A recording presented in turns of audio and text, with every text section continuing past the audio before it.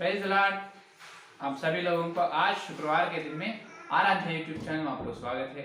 आइए आज प्रभु का संदेश सुनेंगे। तो कल से अपन परम पवित्र जो परमेश्वर का सार्वभौमिक योजना, परमेश्वर की सार्वभौमिक योजना पुस्तक के बारे में कल से अपन ध्यान करने के लिए शुरू किए हैं।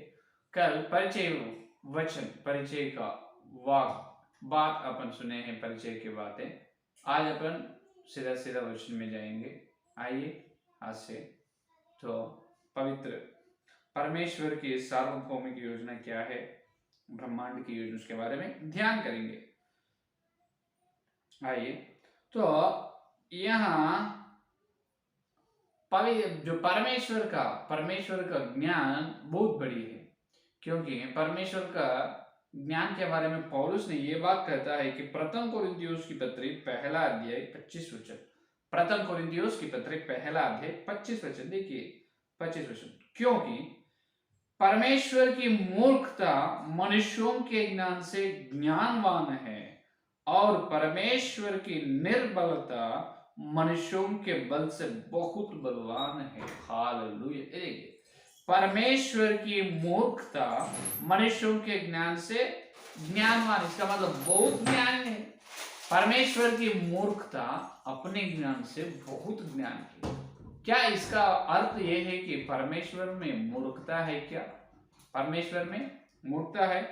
नहीं, बिल्कुल वैसा बात करना ही नहीं, क्योंकि वो परमेश्वर का अपमान किया जाता है। क्योंकि परमेश्वर को अपन सम्मान करने वाला, परमेश्वर के अंदर, परमेश्वर में कभी भी मूर्खता नहीं है। लेकिन ये बात ऐसा अर्थ, इसका अर्थ ऐसा है कि जो परमेश्वर के काम अपने को समझ में ना आते हैं, जब लोग सोचते हैं कि ये क्यों किया है परमेश्वर ऐसे काम, कि इस मूर्ख काम करते हैं, इसको परमेश्वर ऐसा भी करते क्या, इस प्रकार जो परमेश्वर के ज्ञान, परमेश्वर के काम अपने को समझ में ना आते, जब अपन सोचते हैं, लेकिन हर एक काम के पीछे, हर एक कार्य, हर एक इच्छा, हर एक योजना, हर एक संकल्प के पीछे परमेश्वर का बड़ी ज्ञान रहते, बहुत बढ़िया रहते, वो बहुत बड़े ज्ञानवान है, सर्व ज्ञानवान है परमेश्वर, है या नहीं? अपने को समझ में न आने से ऐसा सोचना है कि ये काम मुझे समझ में ना लग रहा है, ना आ रहे हैं, तो ये काम मुझे अच्छा नहीं लग रहा, लेकिन भी इसके पीछे परमेश्वर का कुछ न कुछ योजना, परमेश्वर का ज्ञान तो रहेगा। इस प्रकार परमेश्वर के बारे में सही विचारधारा रहना है, उसको कहते हैं भक्त, उसको कहते हैं भक्त।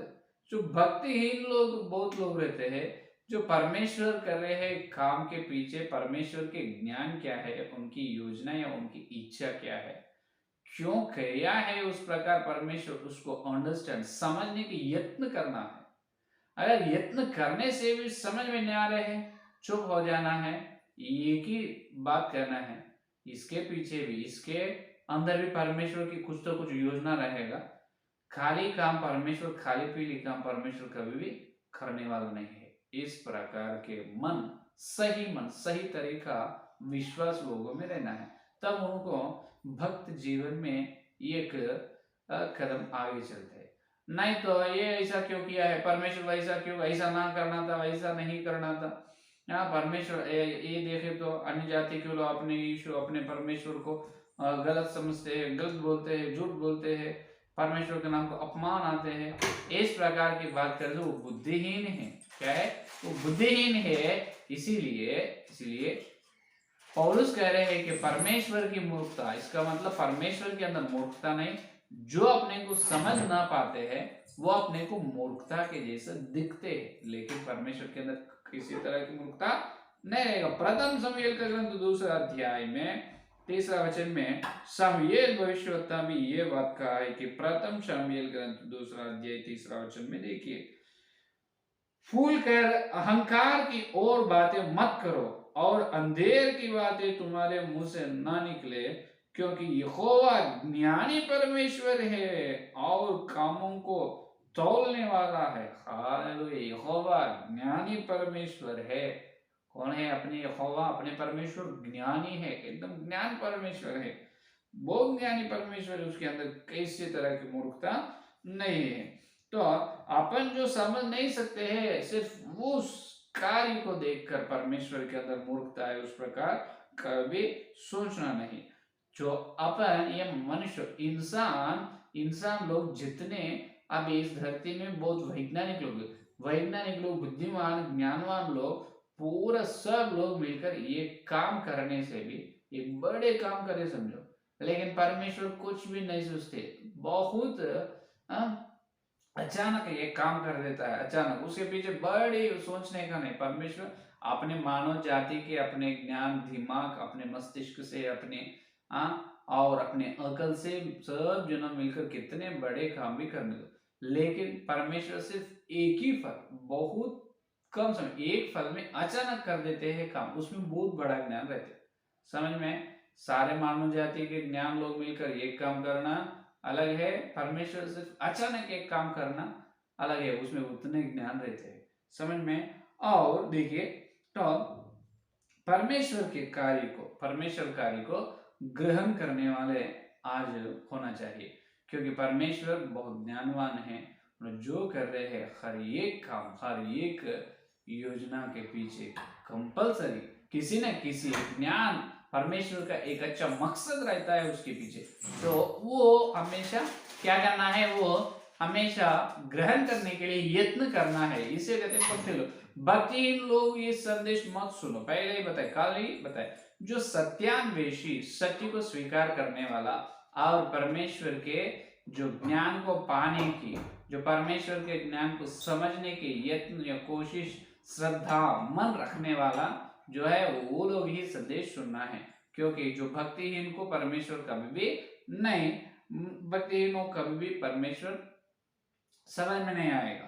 प्रथम कुरिन्थियों की पत्री 2 अध्याय 14 में पौलुस ने इसीलिए कहा है कि प्रथम कुरिन्थियों की पत्री 2 अध्याय 14 में देखिए, 2 अध्याय 14 में देखो, परंतु शारीरिक मनुष्य परमेश्वर के आत्मा की बातें ग्रहण नहीं करता, क्योंकि वे उसकी दृष्टि में मूर्खता की बातें हैं। ये देखिए, शारीरिक मनुष्य जो है, उन्होंने परमेश्वर के बातों को कभी भी ग्रहण नहीं करता है, कभी ग्रहण नहीं करता, क्योंकि वो लोगों को, ये भक्तिहीन बुद्धिहीन लोगों को परमेश्वर के बारे में बताए तो वो मूर्खता के जैसा लगता है उनको। जो परमेश्वर के बातें उनको मूर्खता के जैसा लगता है, क्योंकि वो शारीरिक मनुष्य। तो इसीलिए मैं बता रहा हूँ कि आत्मिक मनुष्य होना चाहिए, जो परमेश्वर का ज्ञान, परमेश्वर की योजना, इच्छा, परमेश्वर की भलाई, परमेश्वर की न्याय और उनकी तरीका सही रीति से ग्रहण करने वाला जो मनुष्य, जिसको है मन ग्रहण करने का, उन्होंने संदेश सुना है। तो और उदाहरण के लिए, अभी हाथी है, एलिफेंट, हाथी को एक थैली में रखकर ले जा सकते क्या? हाथी को थैली में रखना बहुत कठिन है, वो होने का काम है। और पूरे समुद्र को एक बकेट में, पूरे समुद्र के पानी को एक बकेट में बांध सकते क्या?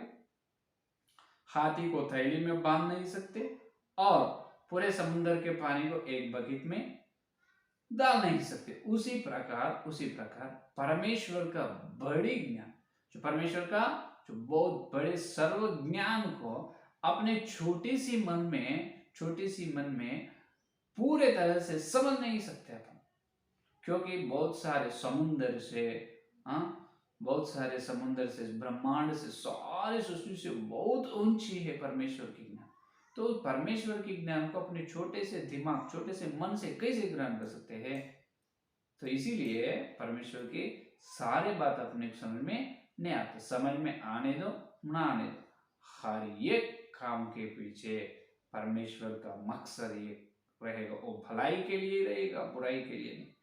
और एक विषय देखिए, अपने ज्ञान को सीमा है, परमेश्वर के ज्ञान को सीमा नहीं। इसका मतलब देखिए, जो भजन संहिता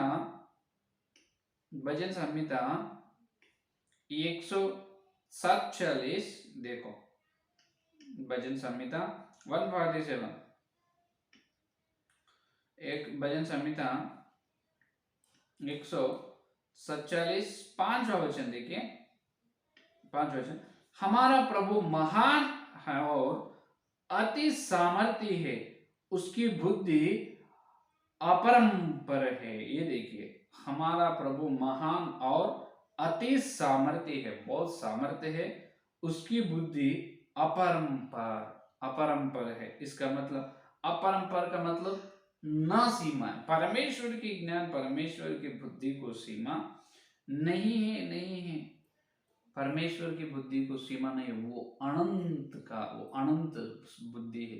परमेश्वर की बुद्धि को, ज्ञान को नाप नहीं सकते। अपनी बुद्धि को सीमा है, अपनी बुद्धि परंपार है, लेकिन परमेश्वर की बुद्धि अपरंपार है। इसका मतलब अपनी बुद्धि को सीमा है, क्योंकि अभी अपन एक विषय में वाद विवाद कर रहे हैं, एक विषय के बारे में ध्यान कर रहे हैं।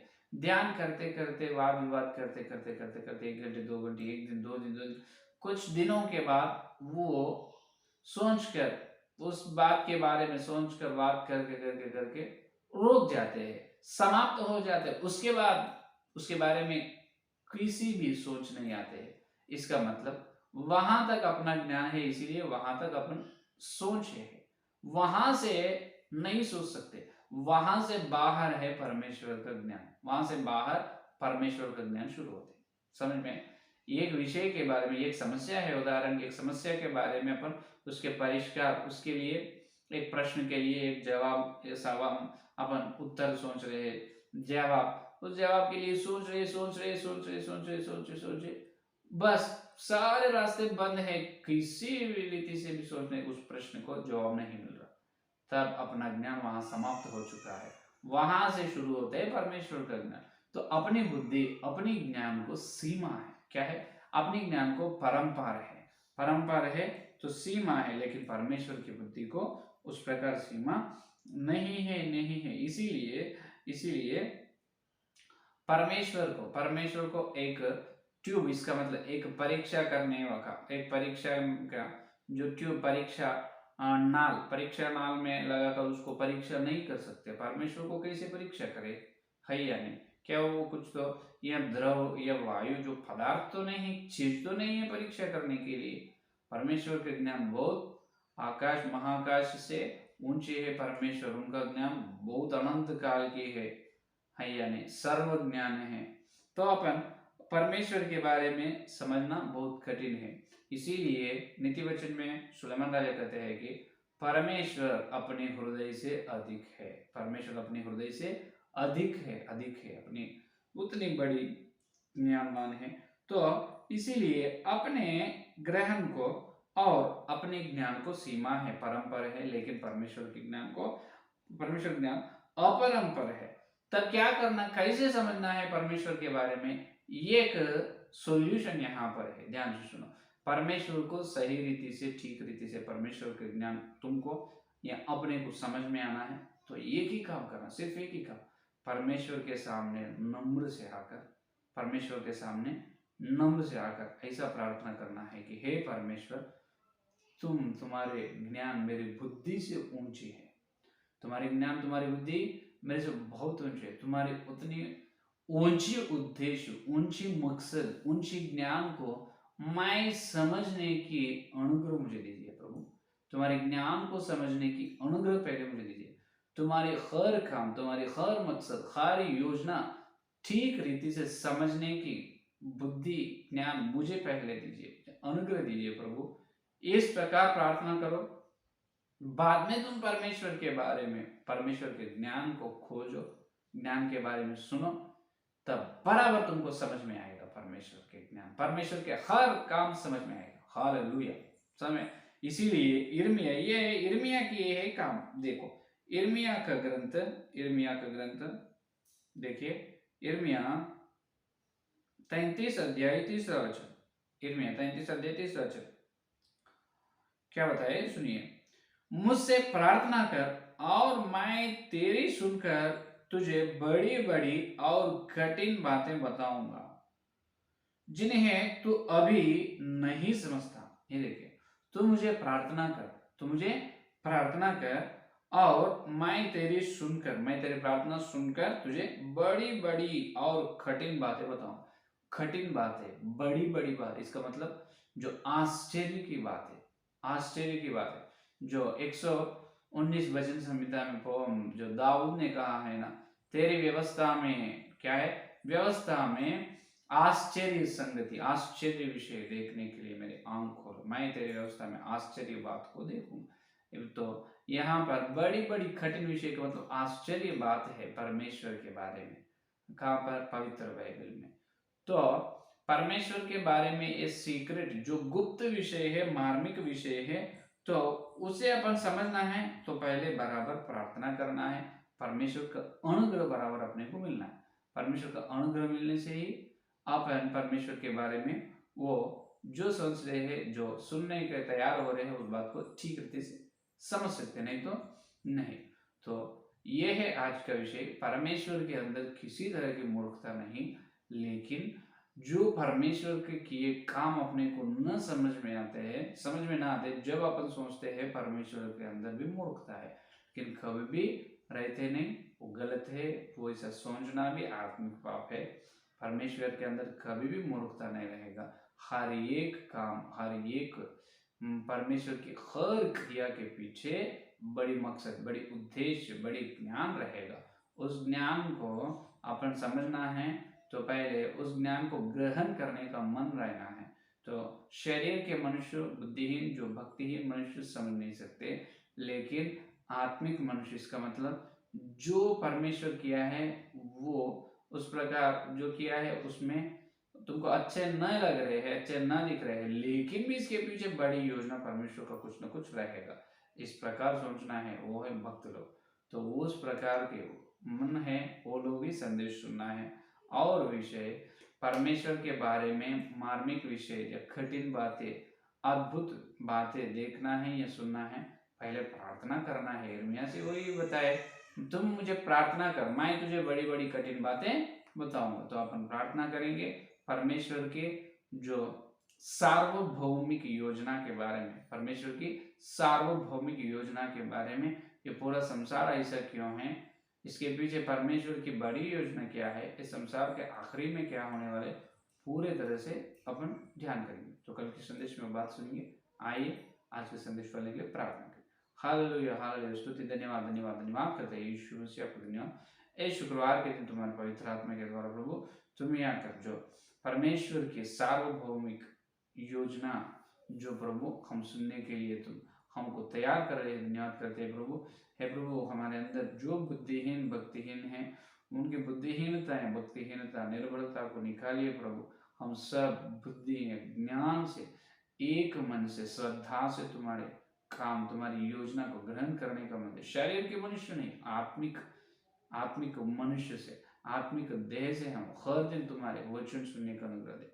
हे प्रभु, तुम्हारे श्रेष्ठ ज्ञान को, अनंत ज्ञान को हम पाने के अनुग्रह दे। हे प्रभु, और कल मिलते जब, कल से वचन की गहराई में चलने वाले हैं। तुम ही चलो प्रभु, तुम ही बात करो, तुम्हारे सार्वभौमिक योजना हमारे आंखों के सामने प्रकट करो प्रभु। इस सारे प्रार्थना को यीशु मसीह के नाम से मांगते हैं पिता, आमीन। परमेश्वर का प्रेम, सिया करो, पवित्र आत्मा की सहभागिता, यहाँ लेकर प्रमाणित सारे भक्त इनको विशेष रूप से जो परमेश्वर की सार्वभौमिक योजना सुनने की तैयार हो रहे हैं और सुन रहे हैं, उनको सरल साथ रहेगा। आमीन, आमीन। प्राइज लॉर्ड, धन्यवाद। कल मिलेंगे।